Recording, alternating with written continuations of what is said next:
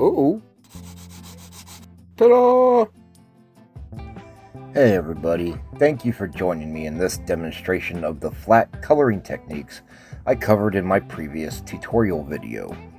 Today I will be applying flat coloring to page 6 of my fantasy coloring book, a scene in which a group of adventurers are disembarking from a ship and heading into a town. The colors I will be using in the background are bright green, sepia, antique white, steel blue, taupe, walnut, olive, warm gray 40%, and the colorless blender. I will typically start by coloring the background, and on this page I began with the sea water, which makes up the open space around the prow of the ship. Next, I color in the various parts of the ship using dull tones, as I want the adventurers to be the focal point of this image. I use sepia for the wood, antique white for the figurehead, and steel blue for the prow armor and the trim around the portholes. The ropes tying the ship to the dock are colored with taupe. Moving on to the wood of the dock, I use walnut to give the impression that the dock is new or newly maintained, before moving on to the cobblestones, which get colored with olive for a warm gray-green color.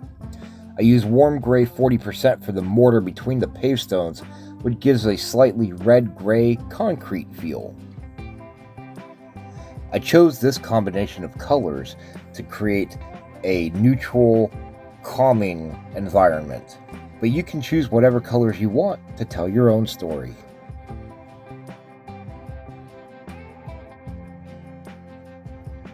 If you're coloring along, I encourage you to try whatever colors you feel like using. Try to color everything within the image while staying inside the lines, and if you do have an accident, remember that you can erase to some degree with the colorless blender.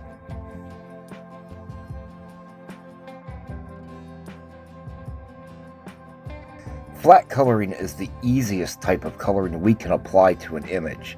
As such, flat coloring should be a stress-free and relaxing process in which our only concerns are which colors we want to use in the scene. With the background laid in, I move on to the paladin, who's furthest back in the image, and she's bringing up the rear of the party. She will be colored with honey yellow, red, peach blush, gray lavender, violet, and wine. I chose these colors to give her a somewhat neutral appearance, not too flashy, but also not too dark or menacing. I used the darker purple on the inside of the shield to help separate it from the light purple of the armor. I also feel like the red spheres of the suns help to add a nice accent to the armor. Getting to the wizard, I use some fairly bright colors, as I feel like he's a somewhat flamboyant character, and he might even be linked to nobility in some way.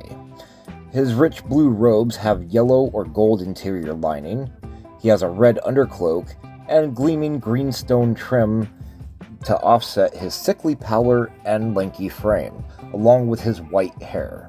I really wanted to try something different with the cleric this time around, so I gave her green hair and richly toned skin, while her robes are a mix of bright blue and magenta. I think she brings a bright cheerfulness to the party, and her gold accessories gleam in the sunlight. I chose to go with some earthy tones for the dwarf fighter, giving him dark brown skin and gray hair. I liked the idea of a lighter warm color for his armor, so I went with terracotta and gold trim, while his leather belts, gloves, and boots are colored with sage to add a bit of a cool gray to the outfit. I darkened up the sword sheath and pants with cool gray 80% so that they wouldn't clash with everything else. Last but not least, I finish off the page with the dwarf ranger. I decided to make her a redhead this time and colored her leather clothing with green. Using putty on the undershirt gives a dull gray-brown color, and I added a bit of clashing flair with orange in the cloth portions of her pants. A bit of purple for the gems in her belt and sword finish her off as an adventurer who has gained at least a little bit of prestige in whatever land she might have come from. You can tell your own story about the characters and environment through color choices. For instance, the ground in this scene could be glowing magma and hot coals, or some strange scaly surface instead of stones and concrete. Keep practicing your coloring skills. Next week's tutorial will cover basic coloring, and I hope you'll join me there. If you would like to color along, my fantasy coloring book is available to download from my Patreon page at patreon.com/EricPerkinsArtist. The book can be purchased for a flat fee, but it is also available for free to Patreon patrons.